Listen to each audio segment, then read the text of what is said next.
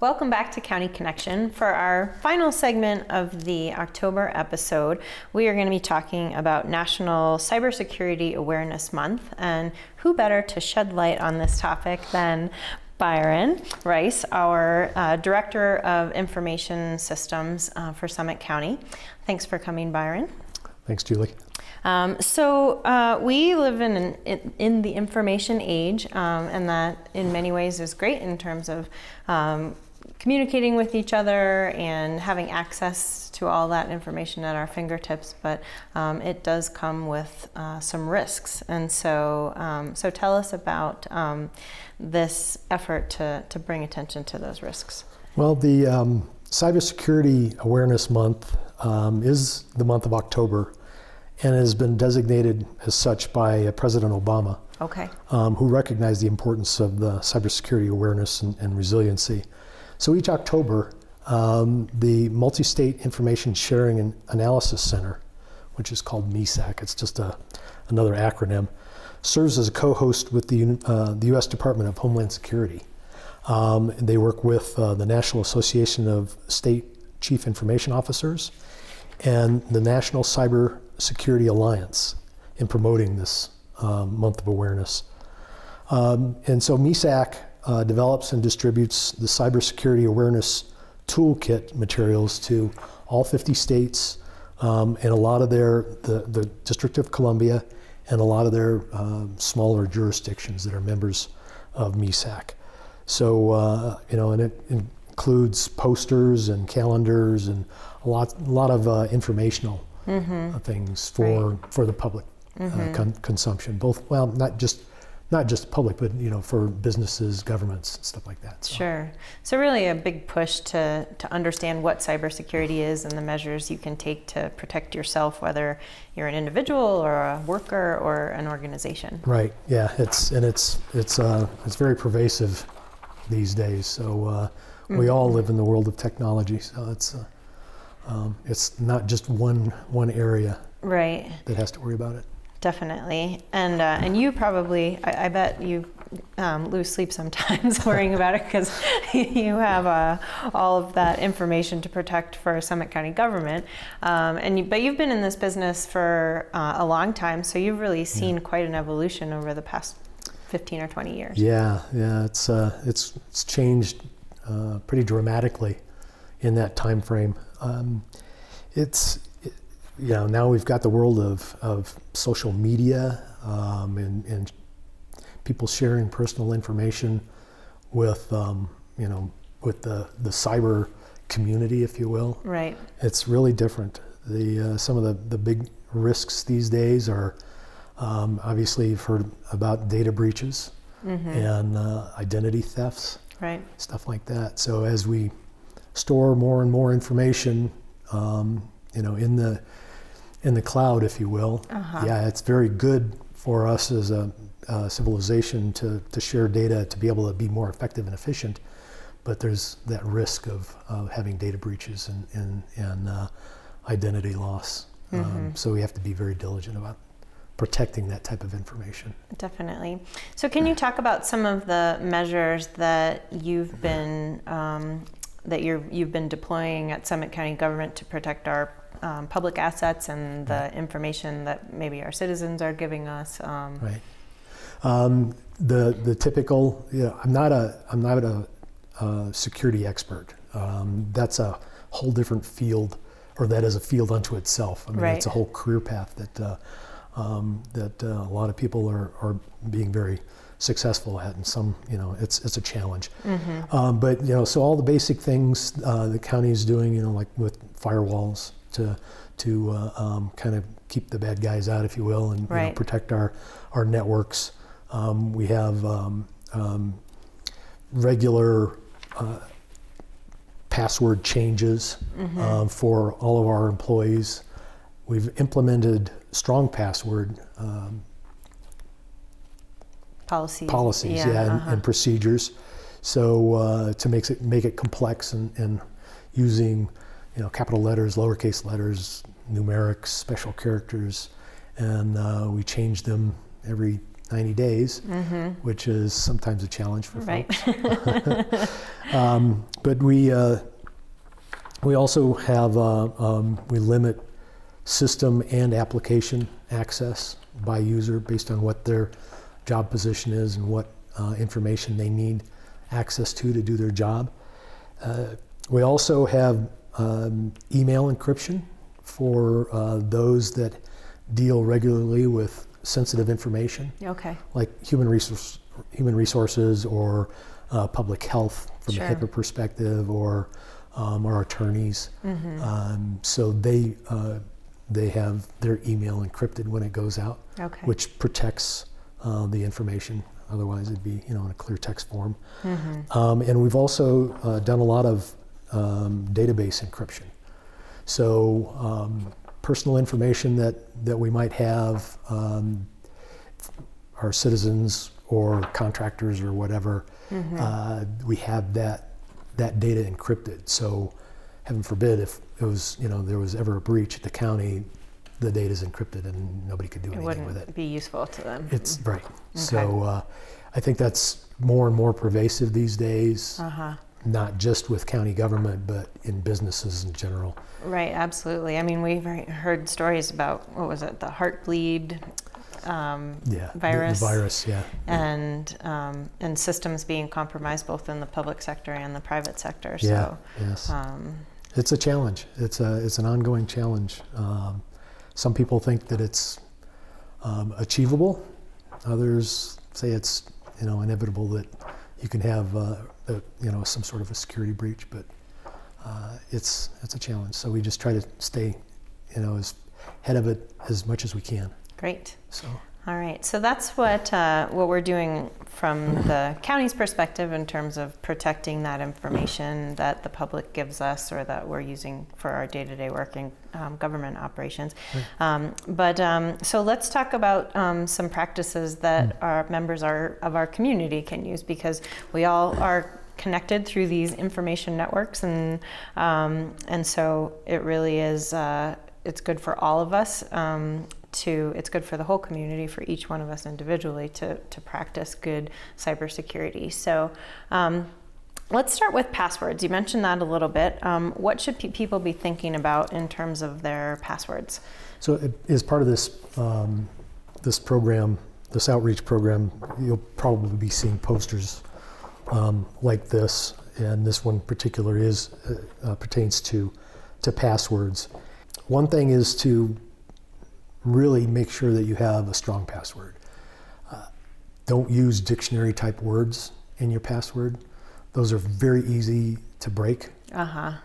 So you want to have complex passwords that have like uppercase letters, lowercase letters, some numerics, special character substitutions. So like you could substitute a $ for an S that might be in a word or something. So things that help you remember it, but yes, but make it not a word. Correct. That you can find in the dictionary. Exactly, because dictionary words are those can be broken into very, very quickly. I mean, within less than a second type of thing. So it's pretty sophisticated. But there's things like catchphrases that something that's meaningful to you. I use music lyrics. Oh, okay. So I mean, I like music, so I use a music lyric that is easy for me to remember, and I can, nobody's going to be able to figure out what line out of a song, out of the billions of songs that are out there, sure, to figure out what that is, and then I make it complex. So again, I'll substitute an ampersand for a character, or an exclamation point for maybe an I or a 1, a 3 for an E, that type of things. Right. And so I'll make that very complex with my music phrase that's very meaningful to me, that helps me remember what that complex password is. Another thing is you want to make sure that you use different passwords for different accounts. That's the worst thing you could do, is have one password for everything that you use, because if that gets hacked, you're wide open. So it's hard to remember, and it's frustrating to maintain a bunch of different passwords for all your different accounts, whether it's your business account or your personal Amazon account or LinkedIn or whatever the application is, the online application or system, have a separate password. Sure. It's almost like unique. Using the same one, you're putting the same lock on every single door. Exactly. And once someone finds the key, yes, you're in trouble. Yes. And one other recommendation is disable the save password or remember me. Okay. On the websites that you go to. Uh-huh. Yeah. So yeah, it's okay. Those are just some tips that this program is recommending. It's good best practice stuff. Right. Okay. And so I know another problem that people may or may not be familiar with is the term phishing. So phishing is one of those nefarious strategies out there that the bad guys use. Tell us about phishing and how to avoid it. Yes. The phishing is where it could be an email that you would receive that looks like it comes from somebody that you know, or it could be an email that looks like it's coming from a legitimate business or organization, and it's not, because these folks that are doing these phishing attacks are getting very, very good at making things look legitimate when they're really not. Right, and they could pose as your bank or the IRS or the FBI or your sister. Right. It's so if you receive mail, I know we could just get into the habit of just, I got mail and I'll just open it up and take a look at it, but you have to take a little bit of time and see if there's anything that looks out of the norm. And what might be unusual. Some of those things that would tip you off? Maybe if it's coming from a family member, if you know what their ISP, their internet service provider is. So, if my sister Sue, who's got a Gmail account, all of a sudden I get an account, Sue from some other service provider. Comcast or something. Yeah, Comcast. That's that would be a red flag for me. Okay. Or just odd subject line matter. Okay. I've had a number of friends and family that have been spoofed and emails sent out to their distribution list or all their contacts. And I get it and it's like, I don't think so-and-so would be sending me anything about that topic. Right. So that's another red flag. So it's a real challenge. I mean, you don't want to open any attachment that is in an email unless you exactly know who it's from and what that attachment might be. And if you have a question, maybe contact that person either directly. Through the email address that you know is theirs. Exactly. Right. Don't reply to their email, Send them a new one. So I would send something directly to you, knowing that I'm initiating it, and say, hey, is this legit? Right. Should I be expecting this? If so, what is it? Okay. That kind of thing. And never send personal information in an email. Right. Never put your social security number or your passwords or right. all that personal stuff. So because unless you know that the email is encrypted, it basically goes clear text, and that could be picked off pretty easily. So, okay. Yeah. So speaking of getting picked off, let's move away from phishing and talk about Wi-Fi. Okay. So it's definitely super convenient if you're working on something or trying to communicate with your friends or what have you, and you have a free Wi-Fi spot, or better, it feels like, I don't have to use my data. But what should we be thinking about when we're using Wi-Fi spots? Well, first and foremost, always keep your mobile devices updated. And all the latest patches and the application patches, security patches, and stuff like that. Right, because it can be tempting to put those updates off. Yes. But you should resist that temptation. You should, as you should with your PC at home, or at the office, keep those updates going and stay current. Right, because it's not just about the latest bells and whistles, it's a lot of security features. It's a lot, mostly security. Okay. Filling security holes and stuff. So, but with Wi-Fi, if it's free Wi-Fi, public Wi-Fi, just be careful because it's not secure. And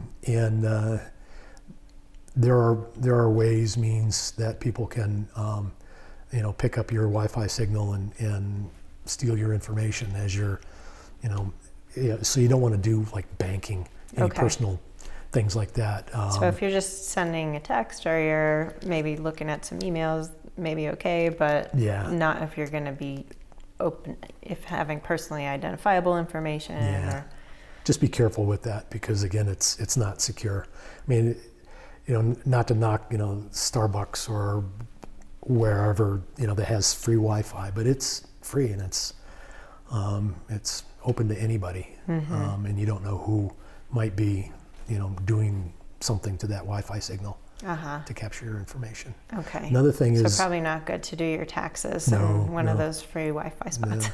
Another thing, especially with mobile devices, is when you travel on airplanes, you're supposed to put your cell phone in airplane mode, right? Well, that cuts off all signals coming to and leaving from your device. One thing that people don't really realize is there's a Bluetooth function that a lot of people have Bluetooth capable communication in their cars. So when you go sit in your car, you can make calls within your car and that's a Bluetooth connection. And as you travel, I would recommend that you turn that off actually. Because again, that's just another avenue for somebody to access your device without you knowing it. So. All right, well that's great to know. All right, anything else about mobile devices? We obviously, a lot of people are using them kind of as their personal computer. So are there some do's and don'ts that we should be mindful of? Yeah, if you download applications, which a lot of people do with smartphones and stuff, make sure that you download them from reputable sites. There are a lot of examples where people download an app, they think it's nice and secure, or has nothing to do with security. Maybe it's a game or something, and it's got some nefarious code in there that attacks you silently. So you just have to be careful about that. So like if you get something from the Apple Store, that's typically more safe. Not that I'm advocating that everything from Apple the Apple Store is safe, but just don't go out to some hacker site and download some stuff because it's more likely you'll get something that you don't want. So go to those app stores that are that there's been some vetting and some quality control there to make sure that those risks aren't as high. Right, and don't leave your phone in public places. Again, if you're around some free Wi-Fi and you have your Wi-Fi active on your cell phone, if you have Bluetooth active on your cell phone, those are avenues that the bad guys can get in. So it's just don't jailbreak your phone, meaning you want to keep it pretty much factory intact. So that jailbreaking allows you to maybe you've got a Verizon phone that you have a service with, and you want to move to a different provider. You can do that, but you have to jailbreak the phone. Break it in terms of changing or giving you the capability of changing some of the basic factory built-in features. So, that just opens up vulnerabilities that could cause problems. So there's just a lot of things. All right, great. Well, thanks. This is just a tip of the iceberg. Right, but those are definitely some great tips, and and even some things I think we're probably familiar with, but it's good to have this month of education and awareness to re-emphasize how important they are. And I do recommend that not just county government and not just at work, but take this home with you. Take these precautions at home with you, dealing with your family, your personal online business and world, and not just not just with the county, but all the citizens in the county. Right. This is a nationwide program, so it's there's a lot of focus on this. Great. So it's very important.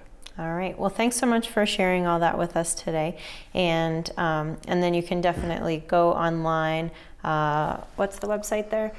Oh, this is the MSISAC website, but I'll put something out on the county website. Okay. So we'll put that out there. So. All right. So great. So Byron will get some stuff on the county website so that you can look at these tips.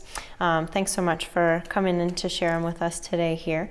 And thanks to those of you at home who have joined us for this conversation or the entire episode of County Connection. And we will see you next month.